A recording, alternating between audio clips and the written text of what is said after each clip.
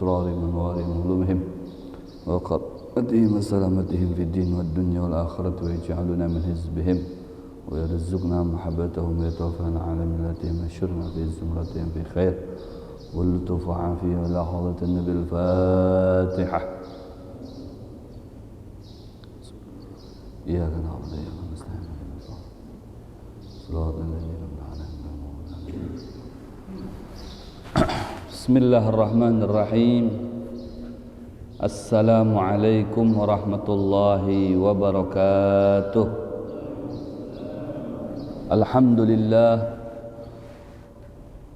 Alhamdulillah Rabbil Alamin wa bihi nasta'in ala umuri dunya wad din. Asyhadu an la ilaha illallah wa asyhadu anna Muhammadan abduhu wa rasuluh la nabiyya ba'dah. Allahumma salli ala sayyidina Muhammad miftahi bab rahmatillah adada ma fi ilmillah. Salatan wa salaman daimain bidawami mulkillah wa ala alihi wa sahbihi man tabi'a hudaha ma ba'd. Jami'ul hadirin wal hadirat, para jamaah sekalian, jamaah salat fardul maghrib di Masjid As-Salam, Bumi Sempaja, Kota Samarinda, Kalimantan Timur, Republik Indonesia, yang sama-sama dimuliakan Allah Subhanahu wa taala. Kembali pada malam hari ini bersama-sama kita memulai kembali kajian kita, yaitu kajian kitab Tarikhul Hawadits wal Ahwal An-Nabawiyah, kajian yang terkandung di dalamnya pembahasan tentang sejarah atau biografi sekitar kehidupan Nabi Muhammad sallallahu alaihi wasallam, mulai daripada beliau dilahirkan sampai dengan beliau wafat. Maka semoga Allah Subhanahu wa taala menjadikan kita semuanya sebagai hambanya yang istiqomah di dalam menjalankan segala bentuk rangkaian ibadah dan semata-mata karenanya. Maka pada kesempatan ini kita akan meneruskan kajian kita, di mana pembahasan kita dalam kajian ini sampai dengan ahwaluhu qabla al-bi'tsati, keadaan Nabi kita Muhammad sallallahu alaihi wasallam, di mana posisinya beliau sebelum bi'tsah, sebelum diangkat menjadi nabi dan rasul. Berarti sebelum usia beliau 40 tahun. Karena semua langkah-langkah beliau, sepak terjang beliau, mulai dari bayi sampai dengan pelantikan di mana beliau diangkat menjadi nabi dan rasul, itu tidak lepas daripada pantauannya Allah Subhanahu wa taala dan dikenang dalam sejarah kehidupan umatnya, agar segala umatnya yang terus bertambah dan terus tumbuh itu bisa meniru dan mencontoh akan kehidupan sehari-hari Nabi Muhammad sallallahu alaihi wa alihi wasallam. Kana sallallahu alaihi wasallam qabla al-bi'tsati mutadayyinan wa muta'abbidan, yabghudul asnam wa yakrahul haram, wa kana yashtaghil bira'il ghanam wa yaqul ma ba'atha Allah nabiyyan illa ra'al ghanam. Faqila wa ant? Qala na'am, rawahul Bukhari. Maka di dalam riwayat Al-Imam Bukhari menyampaikan bahwasanya sebelum diangkat menjadi nabi dan menjadi rasul, Rasulullah sallallahu alaihi wasallam sudah selalu beribadah kepada Allah Subhanahu wa taala, yang meskipun pada saat itu belum diterapkan ketentuan-ketentuan perihal ibadah oleh Allah Subhanahu wa taala, tapi Nabi SAW sudah selalu connect dengan Allah Subhanahu wa taala, sudah mempunyai prinsip agama yang diridhoi oleh Allah Subhanahu wa taala, agama yang di dalamnya tertanam nilai-nilai keimanan kepada Allah Subhanahu wa ta'ala, mutadayyinan wa muta'abbidan. Maka dengan itu beliau betul-betul menghambakan sepenuhnya jiwa raganya untuk Allah Subhanahu wa ta'ala. Di mana pada masa itu yabghadul asnam, beliau tidak menyukai dengan yang namanya berhala, ya, tidak suka. Maka beliau selalu menghindar dari orang-orang yang menyembah berhala, yang meskipun pada saat itu berhala merajalela di mana-mana di sekitar pusaran Ka'bah itu semuanya isinya berhala. Belum lagi yang di dalamnya, apalagi yang di samping-sampingnya itu berhala semua. Ya, ada yang namanya Hubal, ada yang namanya Lata, ada yang namanya Uzza. Itu nama-nama berhala yang diistimewakan sama mereka. Tapi Nabi Muhammad SAW mulai dari kecil itu sudah ditanamkan kebencian dengan itu semuanya. Ya, tidak ada ya simpatisan sedikit pun. Begitu juga dengan hiburan-hiburan yang di masa itu juga ada istilah kata samroh. Ya, samroh, hiburan-hiburan, samrah. Ya, mungkin kalau ya umumnya kita kalau hiburan-hiburan di kampung itu ada apa namanya manggil lektun dan sebagainya. Ya, di sana samrah, hiburan untuk orang-orang kampung. Pernah diajak Nabi kita Muhammad SAW untuk menghadiri ya, acara tersebut, ikut. Ya, beliau ikut, oleh teman-temannya ikut. Tapi oleh Allah Subhanahu wa ta'ala diberikan ngantuk. Jadi sampai ke tempatnya acara tersebut Rasulullah ngantuk. Jadi tidak sama sekali, jangankan mendengar, melihat saja tidak. Ya, karena tertidur. Sampai sudah selesai baru dibangunkan sama teman-temannya untuk pulang. Waktu masih kecil itu Rasulullah SAW seperti itu. Jadi betul-betul maksum ya, dijaga.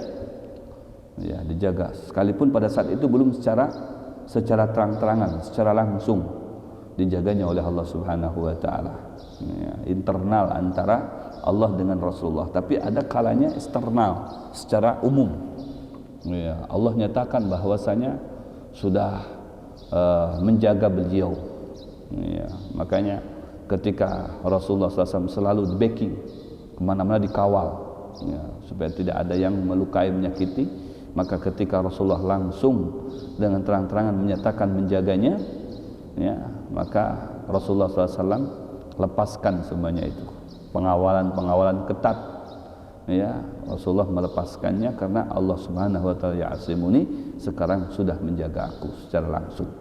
Ya, dari ya, perihal kejahatan tangan-tangan orang yang ingin berbuat jahat dan ingin berbuat zalim kepada Rasulullah SAW. Kemudian wa yakrahul haram. Yang kedua Rasulullah SAW, yang ketiga ya, tidak menyukai yang namanya perihal yang haram. Sesuatu yang haram itu tidak disukai oleh Rasulullah SAW, termasuk minum-minuman. Karena pada saat itu belum turun ayat haramnya minum-minuman. Mereka di depan rumahnya masing-masing itu orang terdahulu, apalagi pembesar-pembesarnya, itu minuman itu arak, khamr, ini bahasa Arabnya, bukan botolan lagi, drum-druman. Iya, drum-druman. Jadi minum itu bukan pakai gelas lagi, pakai gayung. Saking banyaknya. Ya, karena belum ada perintah, belum ada ayat yang menyatakan itu haram. Jadi bebas mereka minum minuman khamr. Ya, pada saat itu. Nah, Rasulullah sudah tidak mengenal yang begitu-begituan dah. Ya. Belum diangkat, belum dilantik menjadi nabi dan rasul, itu sudah ditanamkan dalam hatinya, ya, membenci hal-hal yang bisa memberikan efek ya atau pengaruh yang negatif, itu tidak disukai ya di dalam hatinya, sehingga menjauh hal-hal tersebut.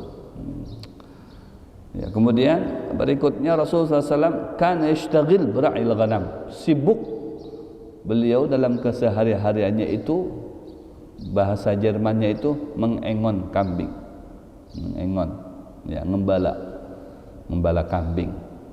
Ya. Wa yaqulu ma ba'atsallahu nabiyyan illa ra'al ghanam. Tidaklah Allah melantik ya hambanya menjadi nabi dan menjadi rasul, melainkan dia mempunyai pengalaman tersendiri telah mengembala kambing.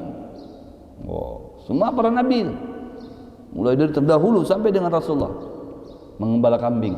Jadi ini pengalaman Rasulullah SAW sudah mengembala kambing. Ya. Ditanyakan kepada Rasulullah, fagila wa ant. Nah, ditanya oleh sahabat itu, engkau juga demikian? Qala na'am. Ya, saya juga sama, mengembala kambing. Ya, jadi di dalam mengembala kambing itu banyak diambil ibrah, ambil pelajaran. Ya, bukan sebatas ngembala-ngembala begitu saja, tapi betul-betul dijadikan tarbiyah, tamren, tadrib, ya, pelatihan diri, mental dan lain sebagainya untuk menghadapi, ya, rakyat.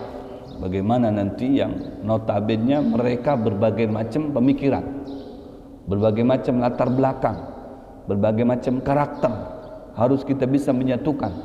Apalagi di Indonesia berbagai macam suku, ya, bisa menyatukan. Ini kalau enggak mempunyai jiwa dan mental yang kuat bisa TKO, ya, karena karakter manusia lain-lain.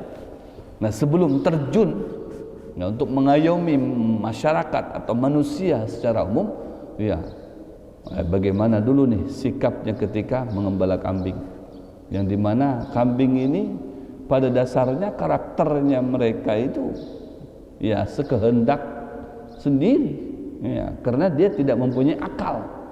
Kambing tidak mempunyai akal, ya, hanya diberikan insting oleh Allah. Jadi hanya insting saja, ya, nggak ada akalnya.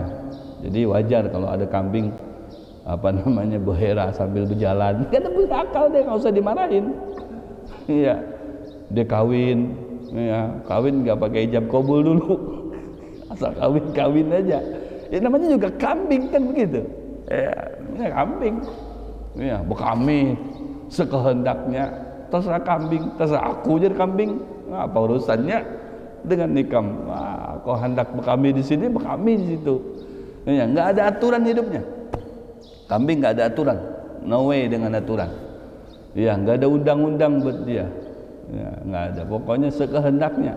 Hendak guring di kandang, hendak guring di luar, hendak kemana saja, namanya kambing. Ya. Nah, ini polos kan? Ya, umum ini, aduh kayak apa?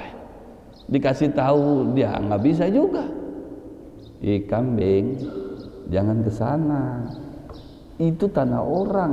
Aku kan yang disalahkan sama orang itu. Baik bos, kan nggak mungkin begitu. Baik bos. Atau ya Tuhan, saya nggak ke sana, Tuhan saya di sini aja. Nah, ya, terserah aku jadi kambing. Kalau memang di situ ada makananku yang lebih nyaman, aku akan pulang ke sana. Padahal itu pakarangan orang, nggak peduli itu pakarangan orang, nggak peduli itu punya siapa, nggak ada hukum buat dia ini halal, ini haram. Dah, ya, nggak ada hukum, nggak ada peduli. Ya, yang penting di situ ada makan dihantuk. Dah peduli itu punya kekawalan, ya, punya siapakah, punya kekasihnya, dah peduli. Ya, bisa sepak kanan, sepak kiri, tendang depan, ya, sepak belakang, yang penting gua kenyang kan gitu. Kambing. Nah ini Rasulullah SAW mengembala kambing untuk menguji mentalnya, melatih mentalnya. Ya, melihat tabiatnya si kambing ini antara satu sama lainnya itu berbeda-beda. Kayak apa? Kalau sudah teruji, ya, teruji dia mengembala kambing, wah bisa nurut kambing itu. Padahal kan dia tidak punya ilmu, dia tidak punya akal, tapi bisa nurut. Ini kan hebat, sukses. Diambil yang tuanya tuh, si kakaknya, yang paling tuanya diambil Saikung. Nah, diambil. Nanti yang buncu itu, yang paling belakang umpat juga. Nanti ke sini dia. Ya, kayak ini, kalau di Halabiu itu kayak itik. Kan itik begitu tuh. Tapi tidak semuanya orang punya itik bisa seperti itu. Ya, itu hanya ada orang-orangnya saja yang pandai seperti itu. Dia melatih, mendidik, ya, ya, menjadikan si itik tadi itu menjadi kompak. Jadi yang di mukanya kanan, wah, belok kiri, lurus. Ya. Ajib kan begitu. Di kambing, kalau di kambing di Arab begitu tuh, ajib saya perhatikan. Mana-mana itu, Kambingnya itu banyak-banyak 100, kadang 200. Yang mengembalanya itu bebinian. Bebinian yang mengembalanya itu. Dia di pakarangan umum, lebar luas begitu, diandak aja di situ. Oh ini yang penting punya siapa ini, umum lah. Ya, kalau ada orang mungkin yang punyanya izin dengan orangnya. Aku mengembala kambingku di sini, bolehkah? Boleh, tidak apa-apa. Ya, karena kambingnya itu yang dimakan tuh bekas-bekas aqua, plastik-plastik. Ya, lain dengan kita kan ada rumput-rumput di sana kan ada plastik dimakan, ada apa saja dimakan kambingnya itu. Ya, karena rumput nggak ada, ya adanya plastik dimakan. Kasih roti, ya roti dimakan juga. Ya, apa saja yang dapatnya dimakan. Ya. Jadi yang ngembalanya itu rata-rata bebinian, pakai songkok, kuncup begitu. Bebiniannya cukup dinya aja, di bawah pohon begitu memantau dari jauh. Orang-orang terdahulu itu sambil dia ngengon, sambil dia ngembala, dia sambil baca Al-Quran. Ini banyak sekali sampai detik ini. Banyak seperti jarang, belum pernah saya melihat ya di Arab itu yang mengembala kambing itu lalakian. Rata-rata bebinian. Lalakiannya punya tugas masing-masing. Mungkin dia di padang pehumaan ya atau lain sebagainya. Untuk masalah kambing itu bebinian. Nah, dia baca Quran, dia baca solawat. Ya, duduk aja. Yang penting kambingnya sudah disiapkan di situ. Nanti kalau sudah waktunya bulik, ada suara gitu. Kambingnya itu kayak nurut. Si yang menggalaknya jalan, dia tarik satu tuh, ya, yang lainnya ikut. Nanti kalau dimasukkan di kandang, dia cukup dilingkari saja tanah itu. Begitu, ya, buka ada pintunya, saikong dimasukkan ke dalam situ, yang lainnya itu barabut masuk. Kayak prajurit masuk. Subhanallah. Bisa seperti itu kan, gak langsung bisa seperti itu.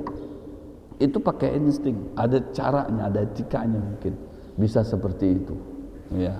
Masya Allah. Nah ini kalau udah bisa sampai seperti itu tuh, dia jadi pemimpin, ya, maka insya Allah akan sukses. Ya, karena yang sifatnya tidak ada ilmu, tidak ada akal, dia bisa itu kelola dengan baik sampai seperti yang berilmu, seperti yang berakal. Tahu dia, ini tempat kandangnya, ya, ini punya orang, tidak boleh. Dia tahu itu, cukup dikasih isyarat aja sama si pengembalanya.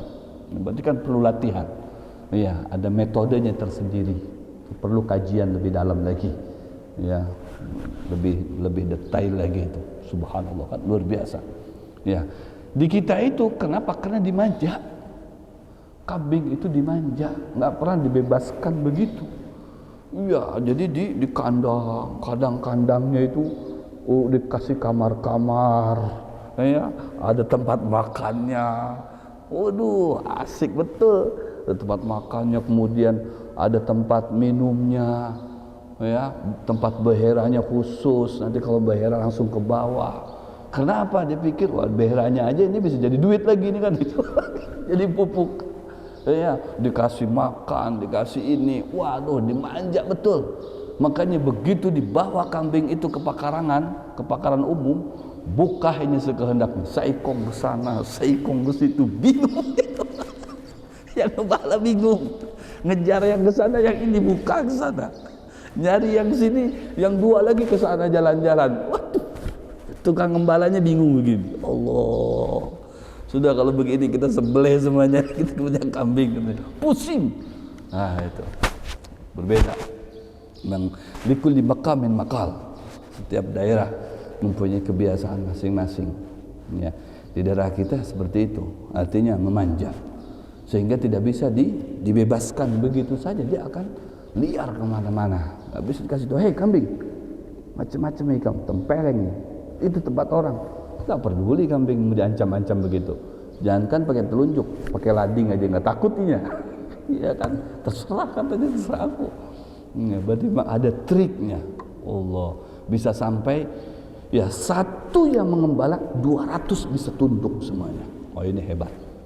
200 bisa tunduk semua. Ini ada hikmah di balik itu semuanya. Ya, tidaklah Allah menjadikan setiap para nabinya itu jadi pengembala, melainkan di situ ada hikmah yang tersirat. Ya, karena ini akan mengacu kepada kepemimpinan yang luar biasa besarnya. Ya, luar biasa besarnya dan harus teruji. Jadi pemimpin itu harus teruji dalam segala aspek, dia harus bisa menguasai dan mampu menangani. Jadi pemimpin itu, makanya dilatih dulu dengan itu. Allahu Akbar. Ini pengalaman para nabi semuanya. Engkau juga wahai Muhammad? Iya, saya juga, kata Rasul sallallahu alaihi wasallam. Wa kana yashtagilu bitijarati. Berikutnya yang menjadi Rasulullah SAW sebagai aktivitasnya adalah bitijarah. Rasulullah berjualan, berbisnis. Makanya berbisnis ini adalah satu pekerjaan yang sangat dan amat terpuji. Kalau bisa itu Muslim itu bekerja, berbisnis, berjualan, kalau begitu. Makanya prinsip Rasulullah ini diambillah orang-orang non Muslim, orang-orang luar sana. Ya, maaf, salah satunya adalah kita ambillah di sini orang Tiongkok, orang China. Ya, dia kan jarang jadi PNS apa semuanya. Rata-rata dia menguasai perdagangan. Ya, menguasai perdagangan, bagian bisnis, bisnis ini, bisnis itu. Coba lihat bisnis-bisnis besar yang bisa menghasilkan uang besar itu, mereka. Kenapa bisa seperti itu? Kita bukan benci dengan mereka, tidak sama sekali. Bukan hasud, tidak sama sekali. Kok kenapa kita tidak bisa seperti itu? Kita tidak bisa. Sebenarnya kita juga bisa seperti itu. Kenapa tidak? Gitu. Ilmunya kita yang mengamalkan mereka. Ya, banyak ilmu kita orang Islam itu, tapi yang mempraktekannya itu mereka, itu banyak. Mereka padahal bukan orang Muslim, tapi bisa mereka itu mengaplikasikan ilmunya orang Muslim. Banyak. Seperti kayak kebersihan, kedisiplinan. Itu sebenarnya orang Muslim yang punya. Rasulullah mengajarkan disiplin. Rasulullah mengajarkan kebersihan, sampai dalam hadis yang sahih dinyatakan at-tahur syatrul iman. Kebersihan itu separuh atau sebagian daripada iman. Tapi yang mempraktekannya itu kebanyakan orang luar sana. Minta maaf. Coba kalau kita anggaplah ke daerah bukan negara Muslim, bukan negara Muslim. Singapura, contoh Singapura yang park lawan kita, Singapura. Saya jalan-jalan ke Singapura itu, jalan-jalannya itu kan bersih. Pian kan mungkin yang suah jalan-jalan. Kalau kita kan ziarah ke Habib Nuh Al-Habsyi, ya pasti kan lewat jalan-jalan Singapura. Bersih. Bahkan merokok aja nggak bisa bebas. Yang ada yang berani petang tamu itu yang sampai merokok gitu. Ditangkap langsung gitu, didenda dia. Ini kan kebersihan. Habis itu kita makan, buka kaca mobil, lempar kotoran. Kan kita banyak begitu tuh. Kata dia kan. Itu ketahuan bisa langsung secara digital ketahuan merek mobilnya, merek polisinya, platnya, denda. Allah. Jadi mereka yang mempraktekkan bersih, jalan-jalan bersih, gang-gang bersih, tempat-tempat semuanya bersih, nggak ada sampah-sampah, sarakan tikus kemana-mana, pesta tikus joget-joget, tong sampah itu nggak ada. Ada anjing, ada kucing berebut, bertengkar antara anjing dengan kucing dengan tikus, tong sampah. Yang di sampingnya duduk-duduk orang di situ. Coba bayangkan. Padahal nilai-nilai kebersihan itu siapa yang mengajarkan? Rasulullah. Islam yang mengajarkan kebersihan. Sampai bukan hanya di lingkungan, di kampung, di kota, di dalam diri kita itu diajarkan kebersihan oleh Rasulullah. Mau makan, cuci tangan, itu bukan ajaran mereka. Setelah ada COVID baru sadar kita tanamkan ke anak-anak kita, makan minum, cuci tangan dulu. Oh ya, dispentan dulu, ini dulu. Kenapa? Ada virus kata itu. Padahal ajaran Islam. Ya, at-tahur satrul iman. Nu makan cuci tangan. Ya, mau apa saja bersihkan dulu tangannya. Allah. Sampai Islam mengajarkan khamsun minal fitrah kata Rasulullah. Ada 5 kesucian yang perlu dijaga yang berkaitan dengan diri kita. Apa itu? Qasus syawarib kata Rasulullah. Hei umat-umatku yang aku cintai, yang aku sayangi, apabila sudah merasa kumis kalian itu sudah memasuki wilayah bibir, tolong dirapikan. Nabi kita tuh sampai begitu. Coba kumis dia sudah sampai mulai ke sini kumis. Kan kita sendiri yang punya kumis yang merasakan, oh kumis saya udah ke sini. Kan kalau minum sayur atau makan sayur apa semuanya nih duluan dia kumis sebelum bibir. Aduh, ay. Nah, itu tolong kata Rasulullah, qasyus sawarib. Ya, qas itu digunting, dirapikan. Nah, itu guntingkan, dirapihkan kumisnya. Allah, kan indah juga. Berkumis tapi rapih, bagus. Ya, jenggot jangan sampai jenggot ini ke sana, ini ke situ. Oh, ke barat, ke timur, ke utara, ke selatan. Ya, ada biji-biji nasinya. Seharusnya malaikat yang bergelantungan di sini, ini biji nasi. Yang pesta di sini, ada kepala iwak tari di sini. Ini kan kotor, banyak yang begitu. Ya, kita astagfirullahaladzim. Kenapa bisa begitu kumisnya? Kenapa bisa begitu jenggotnya? Pada pulang, ini sudah Nabi. Wah, akhirnya orang kesannya kok begitu ya sudah Nabi ya. Jenggotnya ada kepala iwak tarinya di situ. Apalagi kepala iwak sapat. Aduh ya Allah ya Rabbi. Bersih. Rasulullah SAW berjanggut tapi tidak lebih daripada segini. Nah, dalam hadis. Gak pernah lebih sampai segini tuh, gak ada Rasulullah jenggotnya. Nah, jadi panjangnya itu segini jenggotnya Rasulullah. Dan dirapihkan selalu sama Rasulullah. Gak ada dikepang-kepang tuh. Rapihkan, disisir. Nah, itu kumis. Nah, kalau enggak dikerok, paling enggak dirapihkan. Nah, jadi istri kita senang. Pernah datang perempuan ngadu sama Rasulullah SAW, ya Rasulullah, saya minta cerai dengan suami saya, tapi suami saya enggak mau menceraikan saya. Mana suami kamu, kata Rasulullah, bawa ke sini. Begitu dihadirkan sama Rasulullah, Rasulullah kaget begini. Udah, rambut acak-acakan, kumisnya sampai menutupi bibir, bulu hidung berlomba-lomba ke depan, jenggot ke barat, ke timur, ke utara, ke selatan. Rasulullah lagi langsung, oh ya, gini aja Bu ya, ibu besok datang lagi ke sini. Biarkan suami ibu sama saya satu malam. Ya, urusan minta cerai nanti di pending dulu sampai ke esok hari. Siap? Baik ya Rasulullah. Panggil sahabat. Selesaikan. Di salon dulu. Selesaikan, kata Rasulullah orang ini. Apa ini, nggak peduli betul dengan kebersihannya. Sama Rasulullah diselesaikan, kumisnya dirapikan sama sahabat. Jenggotnya diperbaiki, rambutnya, pokoknya jadi keren. Besok istrinya, kamu masih tetap minta cerai sama suami kamu? Masih ya Rasulullah, berubah sampai detik ini. Baik, saya akan hadirkan suami kamu. Ini begitu datang suaminya, kaget istrinya.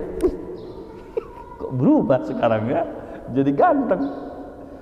Kata Rasulullah, saya sekali lagi mau tanya, sebelum diproses, kamu masih tetap minta cerai sama suami kamu? Nunduk, si istrinya nunduk. Udah jadi ya Rasulullah. Udah jadi. Kenapa? Karena bersih, harum. Jadi ini pengaruh dengan istri kita, pengaruh dengan orang lain. Nah ya, itu dalam perihal diri kita. Rasulullah peduli dengan kita. Kita kan seharusnya cinta dengan diri kita, peduli dengan diri kita.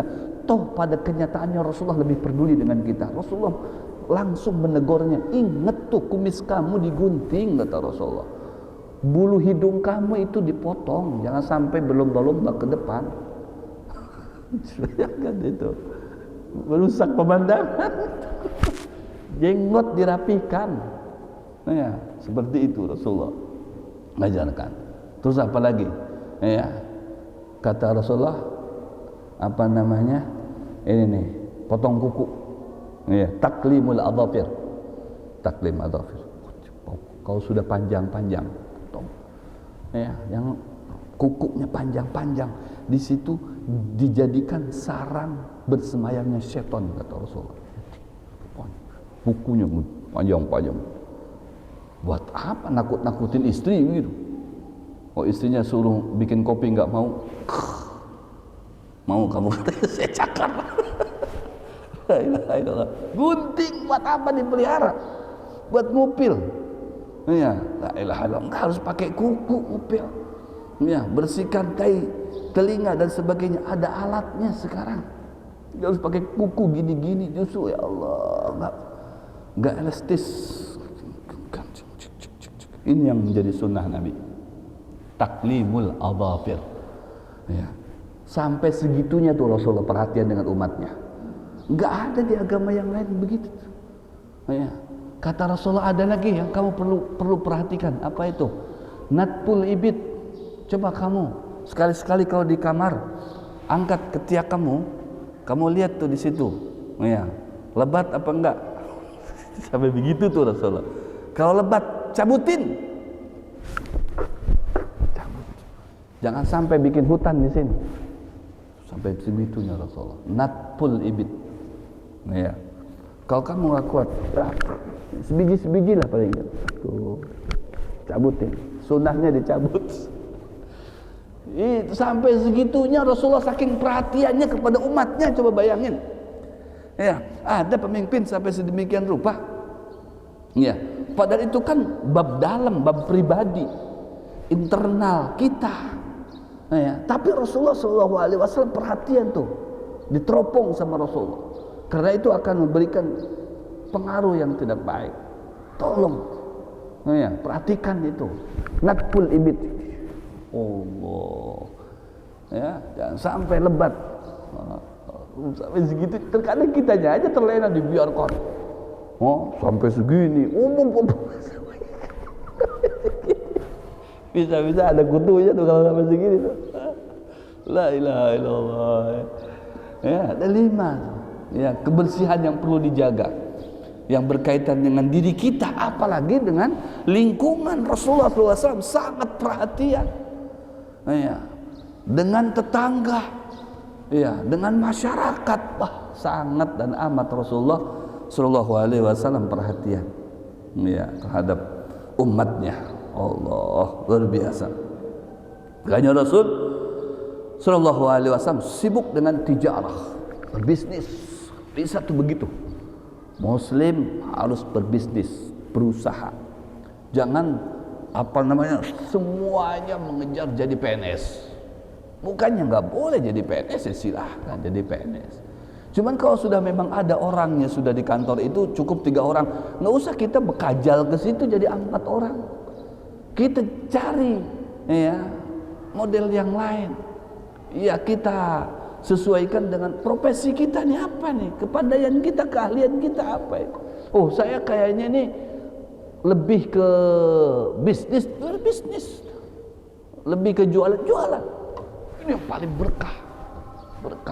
Orang jualan, orang bisnis itu, ya, bisa kan tidak bisa diprediksi kita akan dapat berapa, bisa jauh lebih banyak, berlipat-lipat kan begitu. Ya, lipat-lipat jualan, untungnya kan begitu. Kayak jualan di pasar pagi seumpama, ya, pas Ramadan sampai dengan menjelang hari raya itu kan mereka berlipat-lipat, bisa keuntungannya bisa ngeredit mobil dan sebagainya. Kalau PNS kalau sudah 5 juta ya 5 juta aja.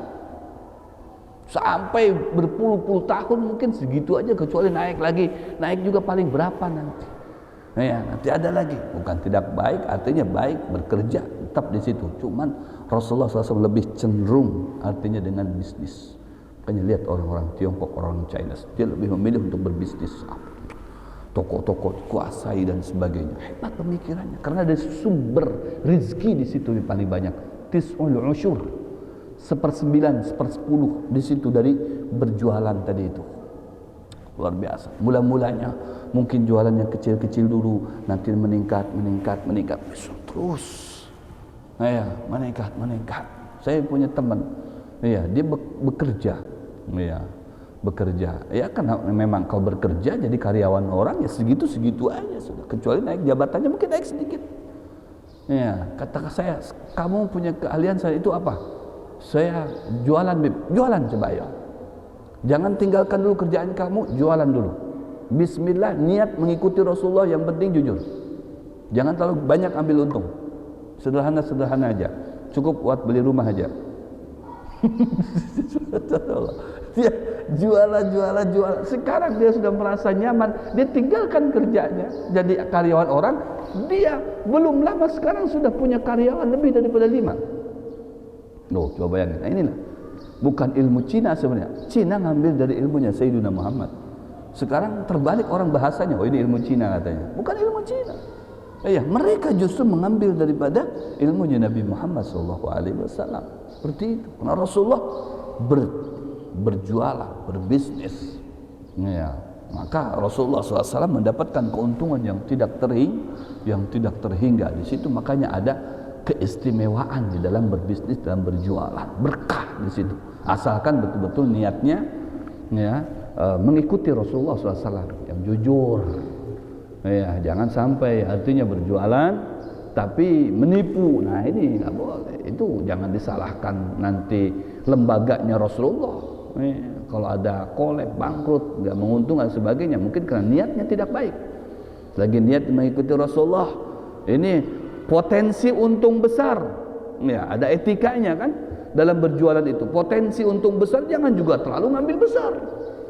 Oh iya, ini seabrek-abrek, mentang-mentang ada potensi untung besar nih, seabrek-abrek, dihantamnya orang itu. Oh iya, ngambil untungnya seabrek-abrek. Tak boleh begitu. Tetap ya pakai standar, ada standarisasinya. Kemudian, qad kana Sa'ib bin Abi Sa'ib yusyarikuhu sallallahu alaihi wasallam fi tijarah. Hatta innahu qala lahu yawm al-fathi marhaban bi akhi wa syariki. Ya, ada salah satu partnernya Nabi Muhammad, ya, partnernya Rasulullah SAW, yaitu Sa'ib bin Abi Sa'ib. Ya, partnernya Rasulullah dalam berbisnis, ya, dalam berdialog. Rasulullah sempat, ya, bekerja sama dengan orang non Muslim, ya, bekerja sama dalam berbisnis. Ya, kita dengan siapapun boleh. Ya, berbisnis dengan orang Cina bisa, berbisnis dengan orang non-Muslim tidak apa-apa, nggak harus sesama Muslim. Yang penting di situ kan ada tertanam, ya, kejujuran, ya, kebenaran sesama Muslim. Tapi di situ, ya, malah berkembang biak, ya, ketidakjujurannya dan sebagainya, ya, maka harus diperhitungkan di situ, ada perbaikan. Ya, jangan sampai, ya, mengatasnamakan ini lembaganya Rasulullah tapi dicemari dengan ketidakjujuran, perkhianatan dan lain sebagainya.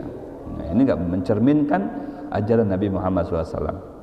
Ini temannya Rasulullah SAW, Sa'ib bin Abi Sa'ib yusyarikuhu fi tijarah, jadi partner. Ya, menjadi partner ketika ketemu di Yaumil Fath. Yaumil Fath itu, ya, ketika pembebasan Mekah.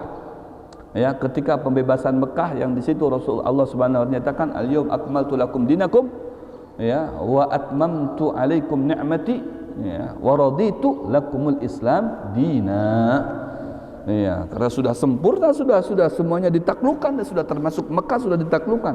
Masuk Islam berbondong-bondong di tangan Sayyidina Muhammad sallallahu alaihi wasallam. Agama yang diridhoi sudah disempurnakan semuanya akan karunia-karunia Allah kepada Rasulullah dan kepada umat muslim.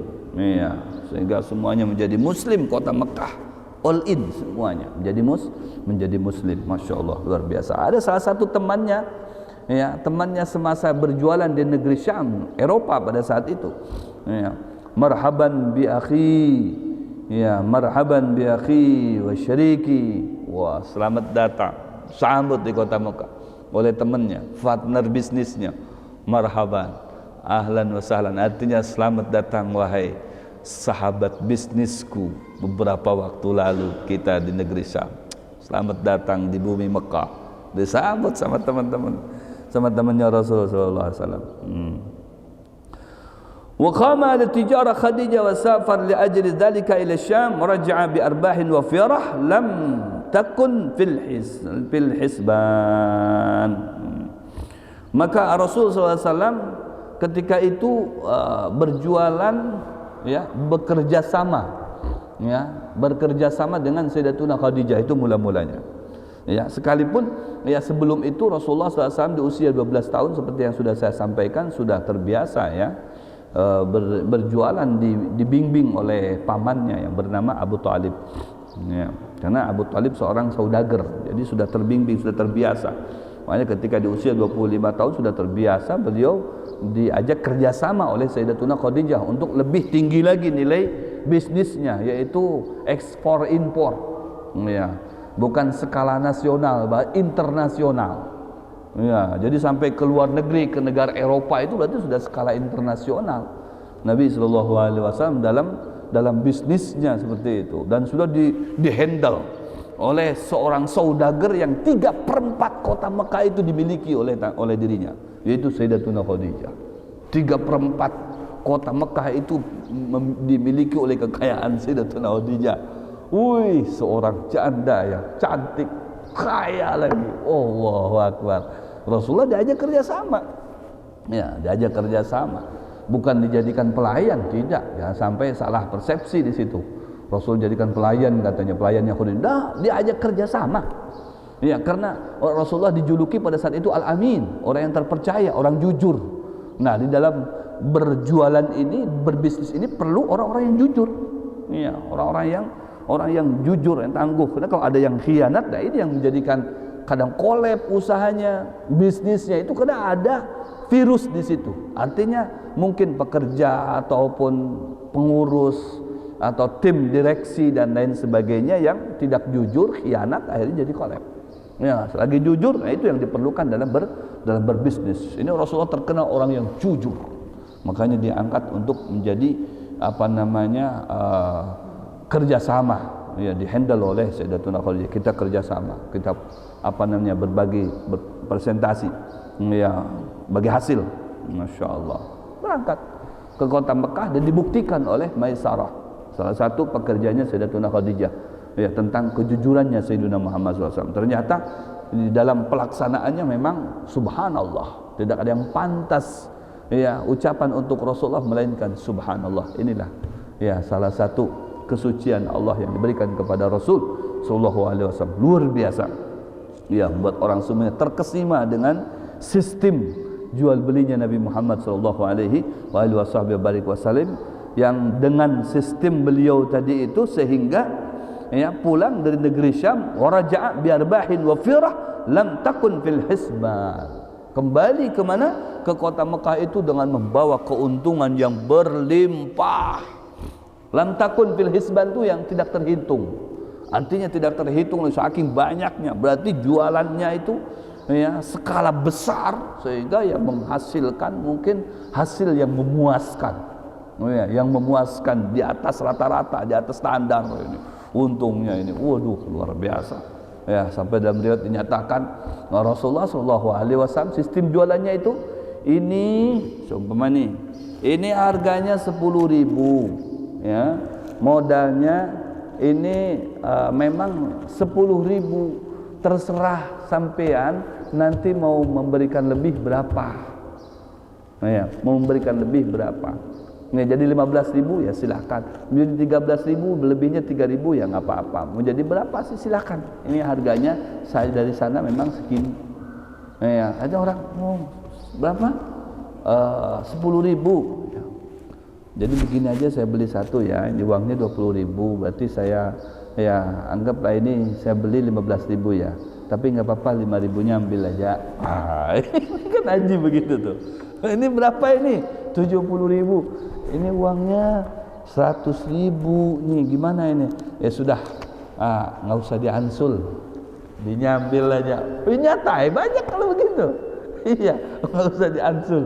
Allah, itu memang betul-betul jujur. Ada juga yang seakan jujur tapi tidak jujur. Kok ada bisa bib? Iya. Ini berapa cil harganya? Nangai aja. Ulun nih ngambil sedikit mah. Ini dari sananya aja nah, cangkir anggap ini.